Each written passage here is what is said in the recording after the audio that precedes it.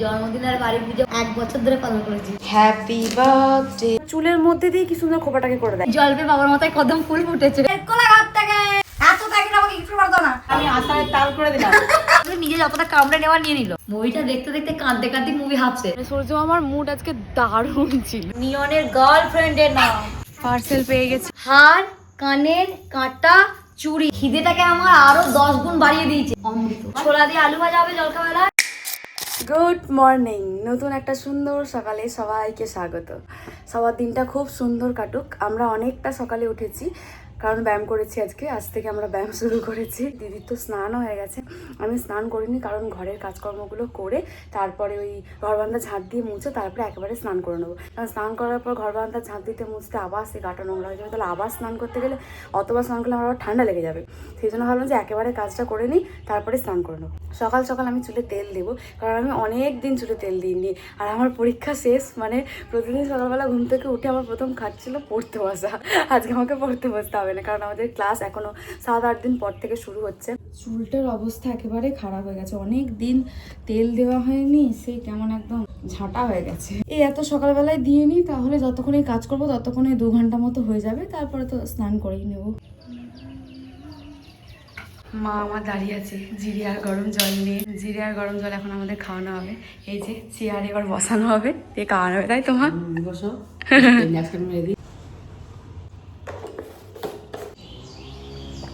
Injection নেওয়া complete হয়ে গেছে।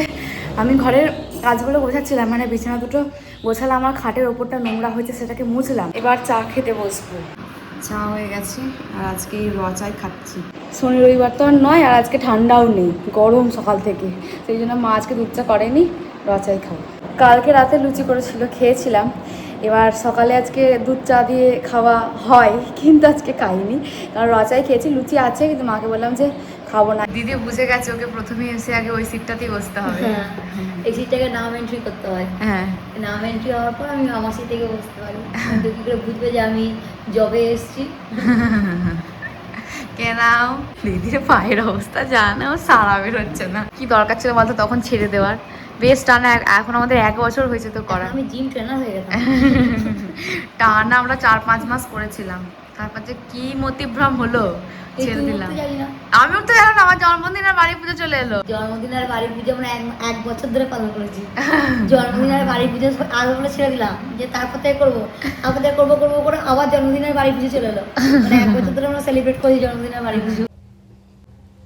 ফেস প্যাক তো আমার লাগানো হয়ে গেছে, এবার এটা তো কিছুক্ষণ থাকতে হবে। ততক্ষণ আমি ভেবেছি যে তরমুজটা কেটে পিস পিস করে নিই, তাহলে আজকে সকালে জলখাবারে খাবো, মুড়িও খাবো, কিন্তু তার সাথে ফলটাও খেয়ে নেবো।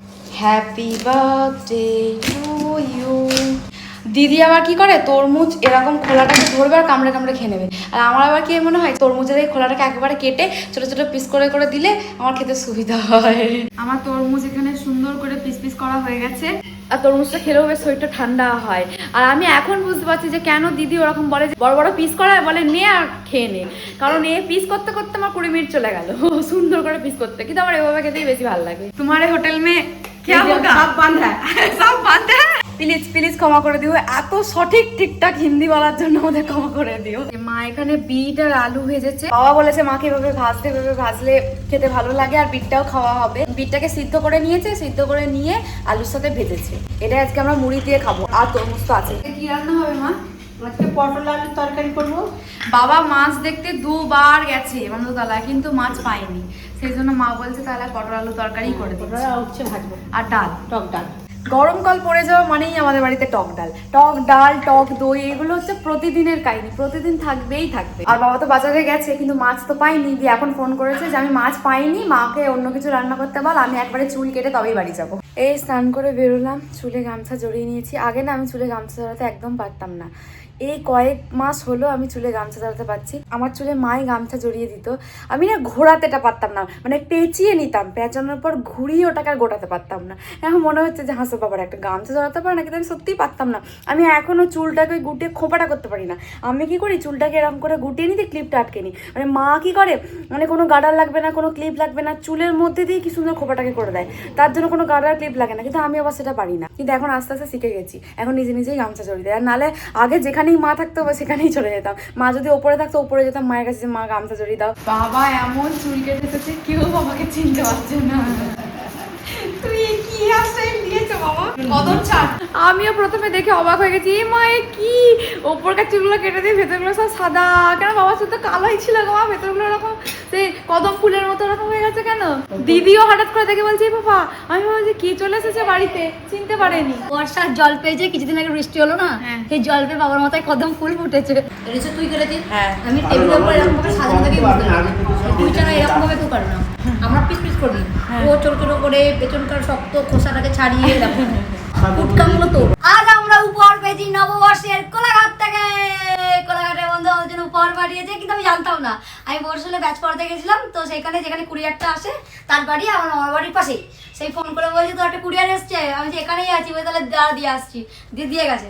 দিয়ে বাড়ি এসে খেয়ে দিয়ে আবার কুরিয়ার খুলছি, কিন্তু কি আছে বুঝতে পারছি না, মনে হয় চকলেট, ফটো ফ্রেম, শক্ত শক্ত লাগছে। শক্ত তাহলে ফটো ফ্রেম কি জানি দেখা দাও না।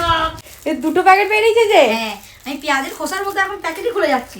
গিফটটা কখন বেরোবে? চকলেট, ডার্ক চকলেট মনে হচ্ছে। হ্যাঁ, thank you thank you thank you. এবার এটা আবার প্যাকেট বেরিয়েছে। হে ভগবান, এত প্যাকেট আমাকে গিফট পাঠাতো না, শুধু গিফট পাঠিয়ে দেবেন। কি না, কিছু কার্ড, কিন্তু ইয়ে পাই না, নববর্ষে কাট করেছে, আমি কিছু ধার করিনি, তাহলে কার্ড কেন করি? দাদার বিয়ে কার্ড, বিয়ের কার্ড কি হতেও পারে, দেখি বিয়ের কার্ডের মতোই লাগছে। হ্যাঁ হতে পারে, এই ক্যালেন্ডার মনে হচ্ছে। ক্যালেন্ডার, কিন্তু কোন দিকে খুলবো কিছু বুঝতে পারছি না। আরে জানুয়ারি ফেব্রুয়ারি দেখ। ও এই তো মা অনুমান করেছিল দাদার বিয়ের কার্ড, আমিও সেটাই অনুমান করেছিলাম, কারণ আমি প্রথমে এইখানটা দেখতে পেয়েছিলাম, বিয়ে বাড়ি কার্ডের মতোই লাগছে, তাহলে হয়তো নিমন্ত্রণ এসে যাবো, কোলাঘাট যাবো বিয়ে বাড়ি খেতে। কিন্তু বিয়ে বাড়ি নয়, এইটা ক্যালেন্ডার, যেখানে সব আমার ছবি দেওয়া আছে, আর মনের কথায় যে ছবিগুলো দিয়ে আমার যে লেখাগুলো পোস্ট করা আছে, সেই লেখাগুলো পোস্ট করা। এই যে 12টা মাসের নাম লেখা আছে, তার মধ্যে আমার বুনি খালি জ্যৈষ্ঠটা সেই দিকে দেখেই যাচ্ছে যে কোন ডেটটাই ওর জন্মদিনটা কি ভর পড়েছে। ওর অন্য কোনো অত মাথা খামানোর ব্যাপার নেই, যে দিদি এত সুন্দর ছবি, এক একটা লেখা, ও খালি জ্যৈষ্ঠ দিয়ে দে না, জ্যৈষ্ঠ মাসটা একটু দেখি ভালো করে। আমার মনের কথা এই প্রত্যেকটা ছবি দিয়ে এই লেখাগুলোই পোস্ট করা আছে, সপ্তাহে 4 দিন আমি মনের কথা এই ছবিগুলো দিয়ে লেখা পোস্ট করি। তো দাদা সেখান থেকেই নিয়ে এত সুন্দর একটা ক্যালেন্ডার বানিয়েছে। লকডাউনের সময় একবার দেখা গিয়েছিল অনুষ্কা বিরাটের চুল কেটে দিচ্ছে, আর এই কাজ আমার মা 12 মাসে 12 বার করে, প্রত্যেক মাসে একবার করে করে, তাই তো মা? বাবার এখন সাদা মাথা কালো করার প্রচেষ্টা। টাকা দিয়ে সেলুনে করবে না, তিনি পয়সা রাখি করে দেবে, ওই জন্য কিনে নিয়ে চলে আসবে। না, রাখি যত্ন সহকারে করো তো? বলছে বুঝতেই পাচ্ছি। কত যত্ন সহকারে করছো? কদম ফুলের মতো মাথাটা ছিল, সেটাকে আমি আশায় তাল করে দিলাম।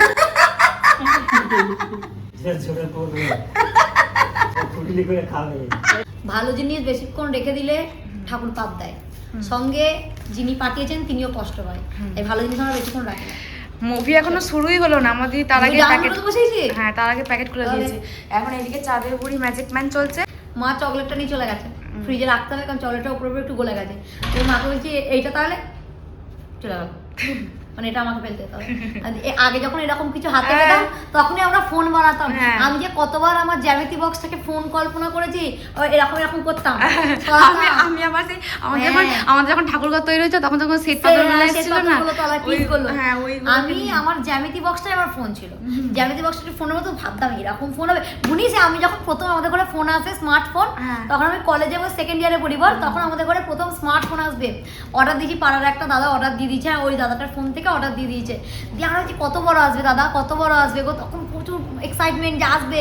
আমি আর উনি বারবার পেন্সিল বক্স দিয়ে মারছি, এতটা বড় বল, হ্যাঁ উনি এতটা বড় বল, উনি এতটা চওড়া হবে বল, মানে বিশাল বড় ফোন হবে, এরকম একটা বিশাল আনন্দ ছিল আমাদের যে ফোনটা কত বড় হবে। সেই ফোনটা এখন আমাদের সাথে আছে। হ্যাঁ সেই ফোনটা এখনো আমাদের সাথে আছে, ইউজ হয় না কিন্তু ফোনটা আছে এখন অবধি। সে এক বিশাল এক্সাইটমেন্ট যখন প্রথম ঘরে ফোন আসবে, স্মার্টফোন আসবে আর কি, ফোন কত বড় হবে। এখন আমরা চকলেট খাচ্ছি, মাকে বললাম মা চকলেটটা ভাঙো, চকলেটটা একটুকে গলে গেছিলো, ফ্রিজে রেখেছি শক্ত হয়ে গেছে, মা ভাঙার বদলে নিজে যতটা কামড়ে নেওয়া নিয়ে নিল, দিয়ে আমাকে গোটা চকলেটটা ফেরত দিয়ে দিল। হঠাৎ বললাম ভেঙে দাও,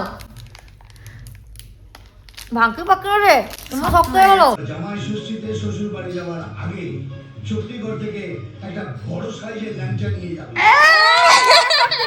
বর্ধমান শক্তিগড় এর মধ্যে ভালোবাসা। মুভিটা দেখতে দেখতে কাঁদতে কাঁদতে মুভি হাফ শেষ, আর লাস্ট পর্যায়ে এসে পৌঁছেছি, মা খেতে লাগলো। আজকে আমাদের দুপুরের মেনু সাদা ভাত, উচ্ছে ভাজা, পটল আলুর তরকারি, ডাল, ডিম ভাজা। মুভিটা আমরা দেখেছি, দেখা এই শেষ শেষ করেছি, এই শেষ করেছি।